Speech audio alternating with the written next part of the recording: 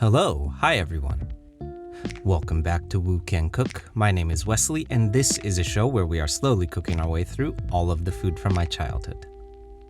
Today we're diving back into our series dedicated to Korean comfort food classics with a shot at the Korean tteokboki or spicy rice cake. For those unfamiliar, tteokboki is a dish that most prominently makes use of gochugaru chili flake and gochujang chili paste to create its fiery red sauce element, which is then used to simmer and coat our rice cakes known as tteok. Those following along with the channel may recognize that this is certainly not the first time that we have made use of these cylindrical rice cakes. A few weeks back we made use of the same cakes in our buldak recipe as well as our rabokki recipe some time ago too.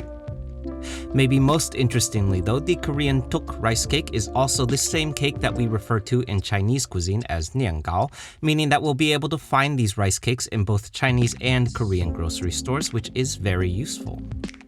Traditionally, a tteokboki would be assembled by simmering the tteok in a dashi soup stock, using the slow simmer to draw out the starches of the rice cake to yield our thick and luxurious sauce element. For our version today, however, I thought I'd toy around with making some crispy fried tteok, meaning that we'll first be wok searing our rice cakes before adding them to our simmer, yielding a fun, crispy, crunchy quality to our tteokboki. Okay, so let's get into it.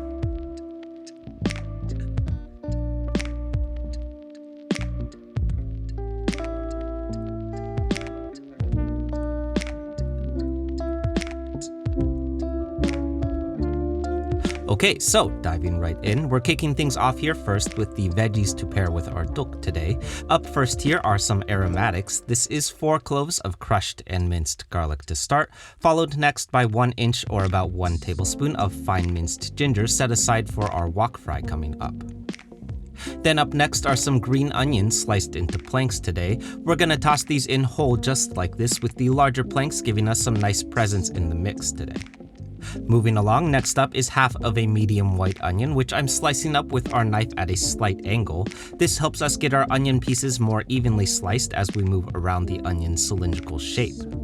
To be totally honest, I never thought that this would really matter all that much, but if you do this with consistency though, I've actually found that I've ended up with a lot less tiny bits and slivers of onion in my chop though, so I guess it does work. Next up here is some fish cake. Now, before folks freak out, the Korean fish cake that you'll more commonly come across in Korean cuisine is flatter and thinner and is typically found in the frozen food aisle. What I have here is some Chinese fish cake, which, just as with our tteok, is the same thing but of a different food culture, so it's just shaped slightly differently. To accommodate, we're going to start by slicing this up into thinner pieces, then breaking down into squares to mimic the size and shape of the flatter Korean-style fish cakes. Whew, crisis averted. Moving right along, up next here is my tteok rice cakes, about half a pound's worth that I'm rehydrating in boiling water until tender for about 5 minutes, giving a gentle stir to every few minutes to make sure that these don't stick back together. As a side note, in a more traditional tteokboki, you may even skip this par cook here and opt to simply toss your tteok straight into the slow simmer and let it rehydrate over on the stove. Since we'll be frying ours today though, I'm doing this off heat first so that we may cook these in a wok fry later on. Diving into our sauce element next, as you might have noticed, we're largely borrowing this element from our rabokki recipe from a while back, since I think we pretty much nailed it back then. I am, however, going to add a few acids to brighten up our sauce base element a bit though, since I did think that our rabokki was leaning a little bit too much into the sugars. This is 4 tablespoons of soy sauce to start, followed next, as promised, by our additional acidic elements. This is going to be a single tablespoon each of rice vinegar and mirin going in. Then next is going to be a single tablespoon of brown sugar for a bit of sweetness, followed finally by the main event. This is a single tablespoon of gochugaru chili flake and 3 tablespoons of gochujang chili paste going in. We're whisking this all up until that gochujang is broken down, then heading over to the stove to get going on our dashi stock next.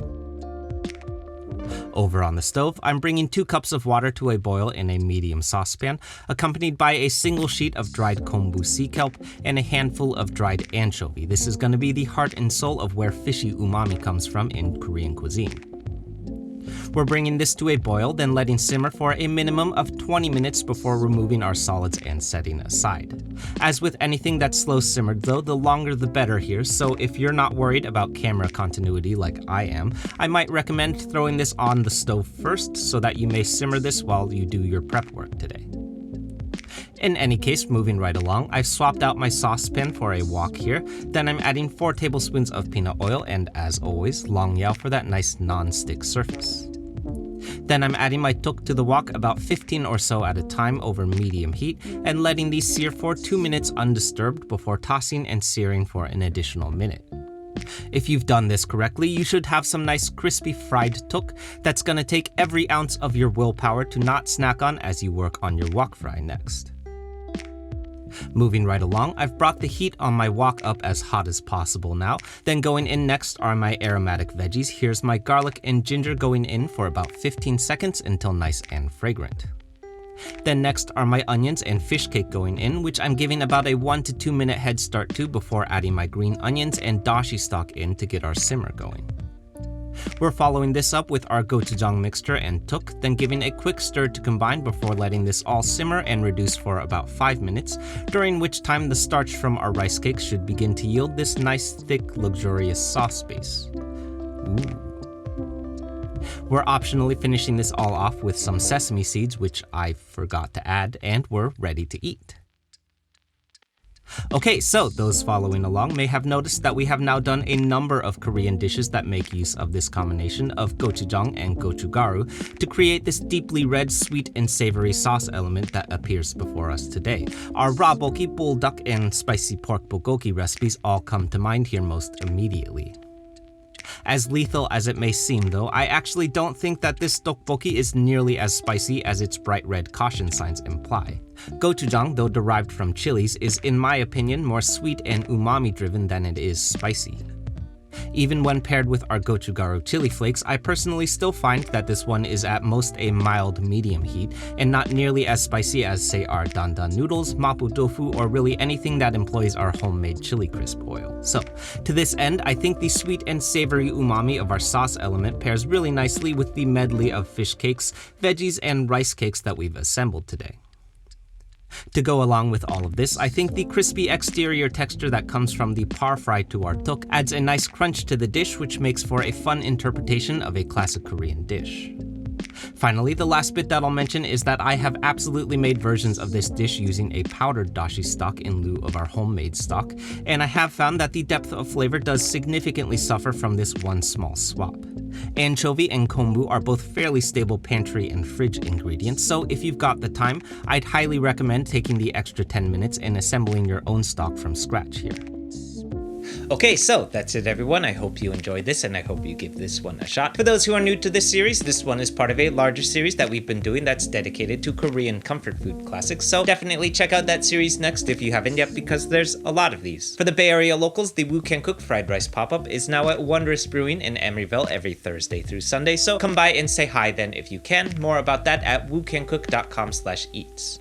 Also, a fun update, we've got t-shirts. I'm super excited to be partnering with my good friends at Pollywog Prints to make these super sweet Woo Can Cook shirts. They're super soft and comfortable and also have a picture of me on the back, which is crazy. We're selling these at the Woo Can Cook pop-up, or you can head over to woocancook.com/shop to grab one from the online store too. As always, like, comment, subscribe, share, be nice YouTubers, and I'll see you soon.